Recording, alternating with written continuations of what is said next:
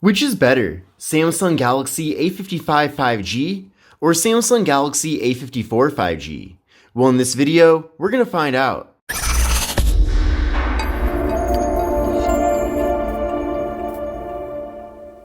What's going on, everyone? This is Kevin here, coming at you with my comparison of the Samsung Galaxy A55 5G versus the Samsung Galaxy A54 5G. Now, hence the names of these phones, the A55 5G is the successor to last year's A54 5G, and 1 year definitely made a big difference. We'll be going over all the various changes, but one of the biggest changes that you might have noticed already is that we're getting a way different frame here with the two devices. We're getting kind of this sleek brushed metal look here compared to the A54 5G where it's more of a regular traditional finish. But the A55 5G is brand new. This phone launched in March of 2024, and then in March of 2023, we got the A54 5G.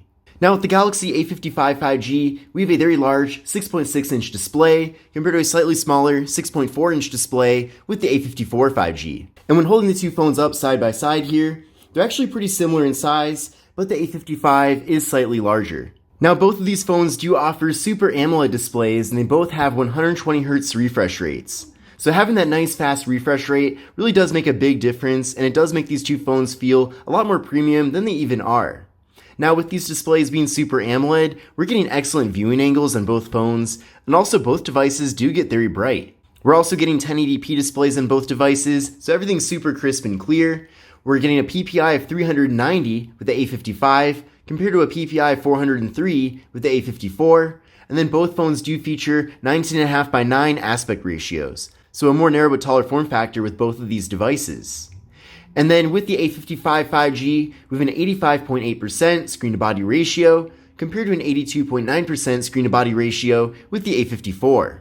And you can definitely see side by side here, the A55 does have the smaller bezels of the two, and I also appreciate that with the A55, we have pretty much symmetrical bezels here, whereas the A54, it's pretty obvious that the bottom bezel is larger than the other bezels.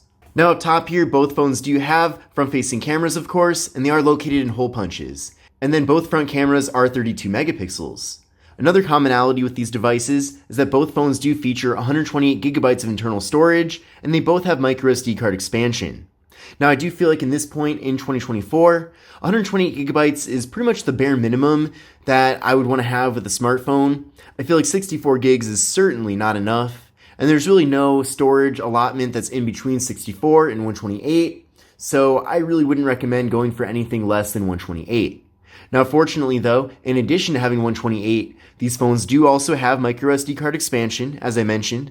So if you do fill up the phones with a lot of photos and videos, for example, then you can always add in a microSD card to offload that content to free up some of the internal space. So I do really appreciate having that level of flexibility there, and definitely with mid-range smartphones, we're seeing less and less of them that even have SD card expansion. Now unfortunately, neither of these two phones have wireless charging, but they do both have face unlock, and then also both devices do have in-display fingerprint sensors.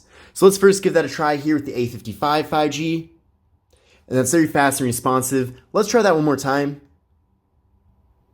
And you can see that works really well. And then we'll try the fingerprint sensor here with the A54. So that's also very fast. I don't know if it's quite as fast though, it does seem slightly slower. So it does seem like they made some upgrades here with the A55. But the good news is both of them are very accurate, so that's certainly a good thing. Now taking a look at the cameras on the back of both phones do have triple camera setups, and then we actually have the same exact configuration here as both phones have 50 megapixel main cameras, 12 megapixel ultra wide angle cameras, and then finally 5 megapixel macro cameras. Now here's how things look on the camera app on both devices. This is with the main rear camera right now. Now keep in mind that both of these phones by default do capture images at 12 megapixels, even though they both have 50 megapixel main cameras. So what you need to do is tap up here, and you'll switch it over to 50 megapixels. And then let me now do a quick side-by-side camera comparison. We'll start here with the A55. So there we go. And then now I'll take a photo with the A54. There we go. And then here are the results from that camera test. So first thing is, both photos look fantastic. There are some differences. It does seem like the colors are a bit richer here with the A55, but it doesn't seem like one is significantly different from the other. Maybe a little bit more detail too down here in the vase portion of the plant, if that's what it's called. So in general, I don't think that Samsung put a lot of effort into making the cameras way better with the A55. Clearly they put their energy into other aspects of the phone, but the good news is that both phones do have really good cameras. Now then from here, we can go over to point 5 to access the ultra wide angle cameras in both devices. So that's definitely a useful feature that I do find myself using quite a bit. We can then go over to the More tab on both phones, and we can access the macro cameras. And then with macro, you can get very close up and have things be in really good detail. So that is useful in certain occasions, I suppose. And then heading over to portrait mode and get those nice blurred out backgrounds that I know that are very popular with many people. And then we can also capture portrait selfies. So there's me right there. We also have the option to take group selfies, so it crops out slightly. And then there's also the option to take standard selfies as well. Now video recording with both of these phones does max out at 4K at 30 FPS with both the front and rear cameras, but unfortunately there is no 4K 60 FPS video here. And then with the A55, we do have 8 gigabytes of RAM compared to 6 gigabytes of RAM with the A54. And then the A55 has the Samsung Exynos 1480 processor compared to the Exynos 1380 processor with the A54. So we did get one newer generation of this series of Exynos processors, which is nice. Now I have noticed though that going from this generation to this generation, it does make a big difference when it comes to the performance of these two phones. Without a doubt, the A55 is the faster phone of the two. So it's not like the A54 is super slow or anything, but having that extra RAM and that newer processor does actually make a difference here. So I do appreciate that. And then both phones do have 5,000 milliamp hour internal batteries along with 25 watt fast charging. So being able to recharge these phones that fast, especially for them being mid-range phones, is really impressive.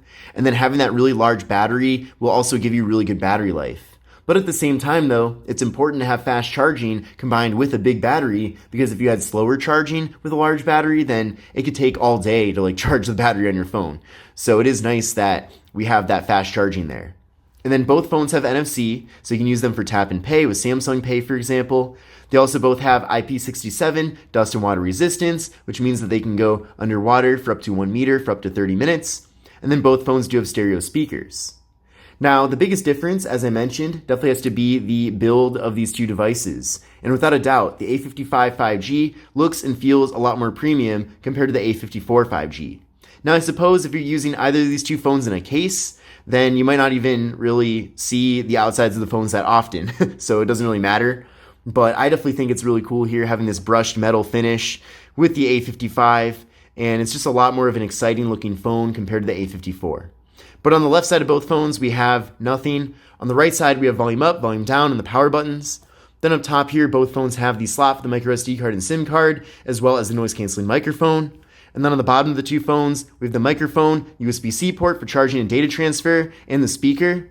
And then on the back of both phones, we have the camera module, flash, and Samsung branding. And that's pretty much it. But in conclusion, I do think the Samsung Galaxy A55 5G is a very worthy upgrade over the A54 5G. I think Samsung did a great job, especially with the look of this phone, but many other aspects of the phone are also excellent. So I hope you enjoyed this video and learned something new today, and maybe it gave you a better idea of which phone to choose. But this is Kevin here. This is the Samsung Galaxy A55 5G versus the Samsung Galaxy A54 5G, and I will see you in the next one. Take care and have a great rest of your day.